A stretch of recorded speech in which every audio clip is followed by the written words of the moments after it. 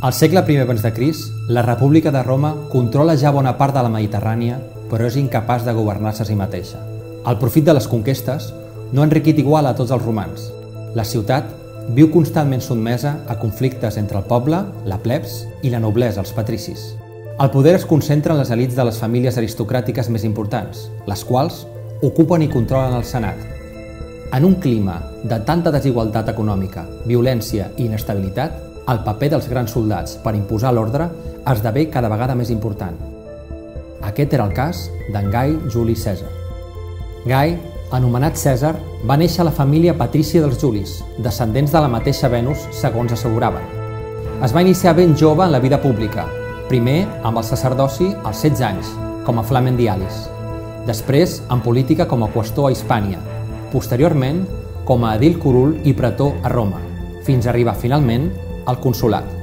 L'autèntic salt cap a la fama i la popularitat va arribar-li quan aprofità el seu càrrec de procònsol de la Gàl·lia per iniciar una guerra de conquesta que el faria ric i famós. Hàbil, com n'hi havia pocs, va descriure les seves gestes en un llibre, De Bello Gallico, un instrument d'autopropaganda que va resultar clau per guanyar-se l'opinió pública, especialment la de senadors, cavallers i ciutadans. Van ser, però, precisament els poderosos els qui van percebre que la seva creixent fama podria convertir-se en un perill. Aquells que controlaven els ressorts de la república van començar a tenir-li por. Tot i el seu noble llinatge, Cèsar, com el seu tiet, el cònsol Mari, era un reformador disposat a reduir els desequilibris entre la noblesa i el poble. Un home com ell, aristòcrata, famós, amb tropes, diners i l'estima del poble, podria arribar a ser rei. L'enfrontament dels nobles contra Cèsar va fer esclatar la guerra civil entre romans. Les faccions van ser comandades per dos antics amics, Cèsar i Pompeu.